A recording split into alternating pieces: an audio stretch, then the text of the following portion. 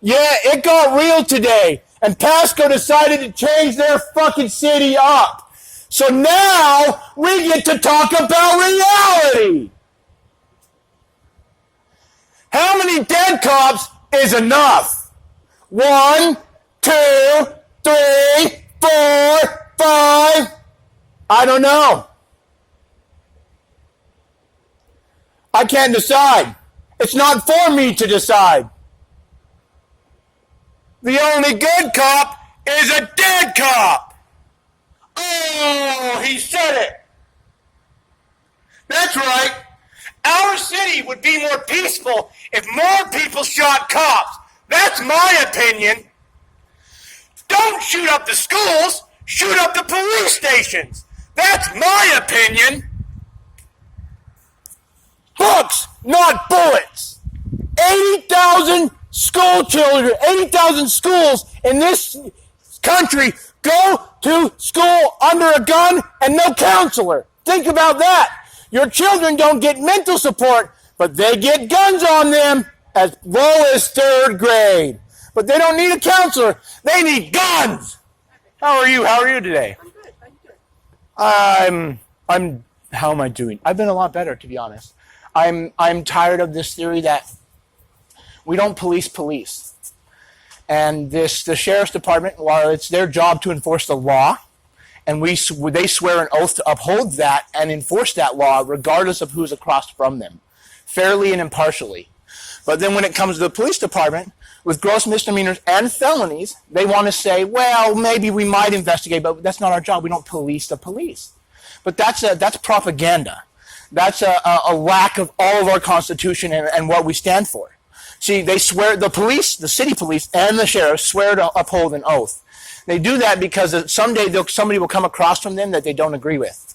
Someday there will come somebody that they can't understand, but they will, because they're not endangering somebody and they're not taking away life, they're not taking away liberty, they're not taking away someone's ability to pursue happiness, you don't then criminalize them. But Pasco's lost that. I have literally video evidence where a sergeant on the Pasco Police Department is like, tackle him. And his 2 cops are like, I'm not tackling him. I don't have any legal right to tackle him. And then a 3rd guy tackles me. And then they file a report and throw me in prison for 27 hours. They falsify reports. That's a felony. Did you do any declarations or anything? Declarations of good cause and the statements for information, for what's going on, to leave it on the record. I'm in the process of doing that, but I also was explaining that I had to take it to the sheriff. And today I will be doing declarations. I will be doing it. But I also think that our society needs to see the fact that they're the ones that are actually uncivil, and that when we have free speech, it was given to us for a reason. I don't agree with any racist speech of KKK or what they believe in, but I think if we don't allow them to speak their speech, they become a festered disease that will grow like a pus pocket underneath the skin of reality, and then it will boil up. And if we know where the racists are, if we know what the problems are, we know how somebody feels, we can at least know what it is. If we don't know what it is, next thing you know, there's 50 of them together, they take over a town in Montana, and then they grow like a disease. We have lost our civility in our departments. That badge, and they use the discretion. There's a thing called arbitrary and capricious. Most people don't even understand what that means, but it means an abuse of discretion. It's literally the legal term, the federal legal term for an abuse of discretion. You're arbitrary. It means it's unnecessary, unneeded. Capricious, it means it's self-centered and self-driven. You're self-grown. So it was unnecessary, and it was because of what you needed. So he wanted to serve me with civil no trespass paperwork. So in order to do that, he took legal action against me. And because I did not let him just take that civil action against me, I was hindering his legal duties. But he didn't have the legal right to arrest me, so I wasn't hindering any duties. And they didn't articulate to me, stop, I need to talk to you. They didn't do any of that. They tackled me on the ground because I'm a protester, because I've been out here protesting them. Because we went to the city hall and said, we want an oversight committee. The sheriff has an oversight committee. They have a committee that watches over them, and when they have shootings or stabbings or police brutality accusations, there's a group that looks into it. We want that for the city. We said that at the city hall. The next city hall meeting we came to, we were trespassed, chased out, and beaten. Brent Brandt was thrown in this jail for 27 days for felony assault when he threw a water ball at his own feet. Brent is a disabled veteran with PTSD. He has served our country, and he kept telling the officers repeatedly, quit following us. And while following somebody down the sidewalk is not necessarily menacing or harassment, when you're following a disabled individual that you know is disabled mentally, that you know has a mental disability, and he's asking and requesting you to stop pushing on him because it's making him feel that way, and now he's articulating to you his disability over and over, and you laugh at him and you mock him because you have a badge and nobody's gonna stop you. You and your group of friends won't go down to the police station and go to a city hall meeting at 7:00 and say, you really treated a veteran that way? I got it on YouTube. I posted on YouTube because thousands of people around the country are pissed, but nobody around here cares because they're like, man, that's my city. Don't talk about my city that way. So we have this pride now about our city that even if there is some problems, we excuse them because, well, it didn't happen to us and that guy should have followed orders. Well, why didn't he stop? Well, tell me and articulate to me one legal reason I had to. Or even say it to me to my face or my back to where I can hear it. Say, stop, I need to talk to you. I'm civil enough. I'll stop and talk to you. I knew what they were doing. The reason I left the way I did is because I feared Jason Miller from the Pasco Police Department. He's tackled me to the ground and whispered in my ear that he knows where my children sleep. That's not a lie. That's a fucking evidence. I got the proof of that. I got to take that to federal court because these guys, I can't trust them because after sitting in here with Sean Sant and them, they want to tell me, well, we don't police the police. And I try to explain to them, I understand, though, that you don't police the police, but you do enforce the law. And when there are gross misdemeanors, which their immunity does not cover them, it does not allow them to commit crime. It allows them to, within inside the duties of their job, not to be charged for something that could be considered probable. It's probable that was abuse. Well, he had a gun on me. I had to shoot him. Okay, yeah, no, that's good. He threw rocks at me. Well, it's probable that rock could have hit you in the head, decapacitated you, could have got his gun from you, and then it would have been a lot of trouble. So absolutely, you had to use the force you did. Do we agree with it? Some do, some don't. But it's plausible that your life was in danger there. It doesn't mean at the same point that you get to chase people down and attack them repeatedly, incite their behavior, which is called duress, putting somebody in duress. If I come up on you over and over and over again, even though I never threatened you, you can feel that as a threat, and a certain amount of it will make you in duress, and now you can defend yourself because you're in duress, and any human in duress is not a natural state of mind. That's a fight, flight kind of mentality, and when you're put in that by somebody else, you now have the right to get out of it in any manner you see necessary. That doesn't mean you go around and get put in fight or flight modes. You don't try and make confrontation because now you're inciting the confrontation.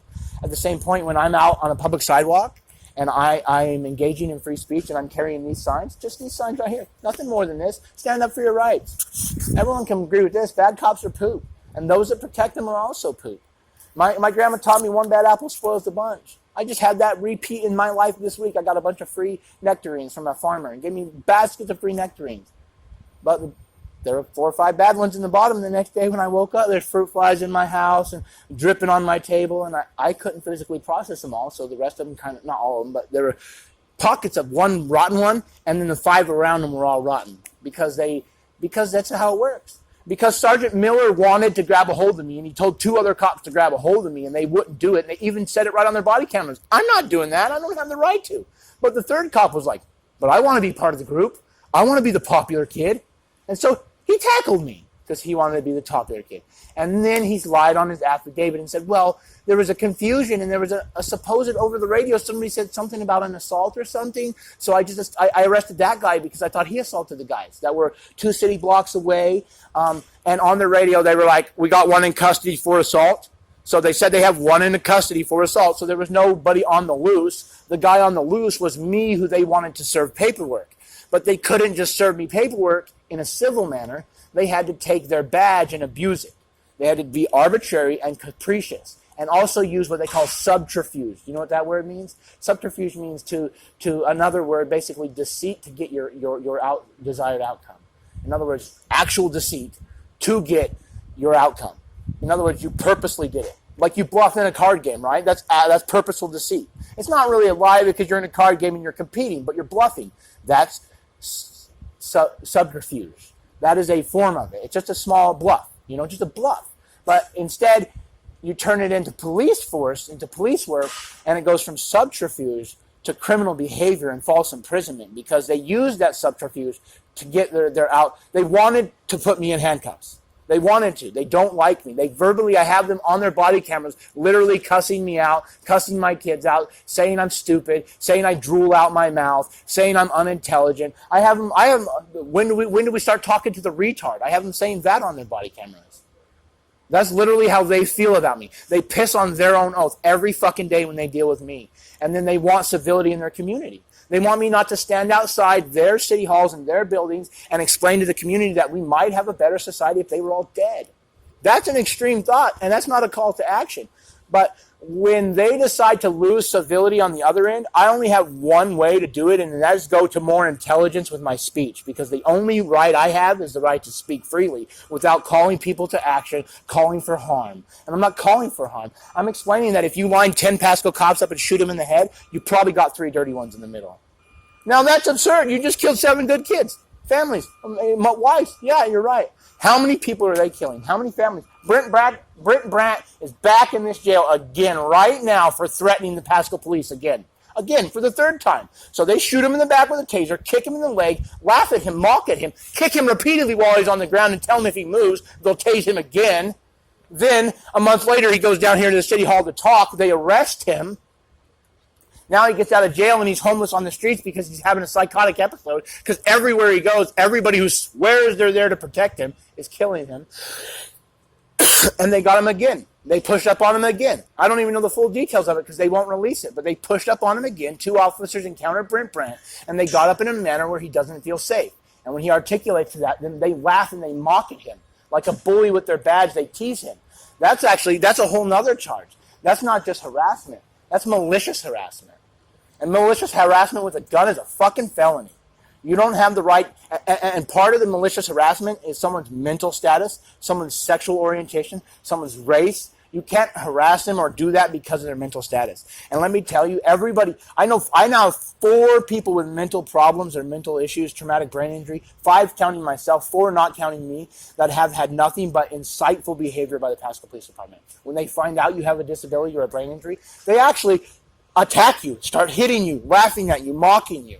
And these are stories completely without telling my story. This is just because I feed the homeless in the park. This is just because people walk up and they start telling their story. And I don't even I don't have this when I feed the homeless in the park. My wife won't let me carry this. We're not doing that. It's not about that. It's about helping and feeding and sharing and reaching. That's awesome. But the funny part is they keep coming out to me and spilling their stories. I got phone numbers of people I've never even met because they're like, I need to get your information. I got a guy that was pulled out of his car and hit in the face 3 times by Jason Miller because he asked for a sergeant. So when sergeant got there, Jason Miller pulled him out of his car and started hitting him. But when Jason Miller pulled up, he pulled his patrol cruiser in between the patrol car and the other car at an angle so his dash camera wasn't showing and he was blocking the other dash camera. Why did he do that? Because he knew the individual's name who was pulled over. He'd had prior altercations with him, and he was angry and he was going to retaliate. And now you got to prove it because I have discretion and I'm sworn to uphold the oath. Don't worry. I'm sworn to uphold it. I have him in videos so what? He sat and rubbed his gun and looked at my wife like a dirty pervert. The only reason I use that term like that is I have a 17-year-old daughter who's drop dead gorgeous. And when I go to Walmart, there's sometimes where I literally have to take guys' eyes physically off my daughter. Guys will turn and walk and follow my daughter. And I am like, really? She's 16. She's 15. This has happened since she was 12. So I understand what that gleam in the eye of a pervert is. And there's this thing about adrenaline, and it can become sexual in nature. We're very simplistic human beings. That's not to make it crude, but when you look up the psychology of people with PTSD and adrenaline addiction, next comes sex addiction. And I only know that because I've taken psychology. And so when you kind of go through those addiction levels, the sex one is very common in that. So he's out getting off on the adrenaline rush that he gains from abusing his power and knowing that he can't be touched. And that becomes Hitler. Hitler couldn't be touched, and he got off on his power. There's actual stories, if you read about Hitler, he got off on his power. So it doesn't take Hitler to be Hitler. It just takes power to be Hitler. It doesn't take growing up in Hitler's mommy didn't teach him to be Hitler. He got a hold of power and it corrupted his brain. And now in the eyes and the guise of justice and the fact that I'm just a crazy man, we're going to lose our civility in our community. I guarantee you violence is coming to this community, and that's not a threat from me. I guarantee it. I can feel it. I can feel it. When come out and feed the homeless with me and feel the pulse of our community. People are fucking dying. A lady who's desperate, filling up her water bottles over here, gets trespassed. They didn't charge her with a crime. She had no drugs on her. They searched her. They detained her for 45 minutes. Wouldn't even allow her to have a drink while she was in there filling up her water bottles to get a drink. And now they trespassed her from this park, absent of a crime. So that's our property. That's here's the reason I come here to the county, because you guys seem to understand that regardless of whether you like what I say, this is kind of my property as much as it's yours. You're just kind of in charge of it. And if I'm not bothering patrons, if I'm not threatening patrons, if I'm not disturbing the actual flow of your business, then I'm not a problem. You may not agree with me. I don't expect that everyone to agree with me. I don't want everyone to agree with me. That would be a square world. We would be boring. At the same point, I want people to realize what's going on and quit saying, like the old man said, you need shot. You know what? If I had a gun, I'd shoot you. Whoa, that's a threat. That's an imminent threat. Oh, well, if he had a gun. You're right. He did throw the if in there. At the same point, I'm talking about trying to make a better community, and now everyone constantly is throwing the death at me, you need killed, you need shot. Well, you know what? How about I put this all back on you guys? Analytically, why don't I analyze it and say, would we have a better society? Now, what are we going to do in 6 months from now when I'm out here every single day, every single morning, calling and explaining to people we'd probably have a better society? How many people that are overburdened are just going to snap? And it's not going to be because of me, or maybe it is. Who knows? But that's why it's not civil to lose our humanity and give it up for our own pride. And at this point, I'm dying. My stomach has quit working, and I'm actually dying. And I don't care about that. But at the same point, I have kids, and I have nephews and nieces. I have kids that I taught football that are literally becoming police officers in Pasco, in a community where people are going to become more violent towards them because there's no humanity. And when you reach into the department to get help, his supervisor hung up on me and told me, I don't live in Pasco. They don't serve me. Wait, so I call you for a report number and a badge number of an officer, and you don't serve me? You hang up on me? You're protesting police brutality. You really think we're going to give you service? Oh, you just shit on your own oath. Where's your integrity? Click. I call back. You question my integrity. Now you get nothing in Pasco. Click. I question everyone's integrity.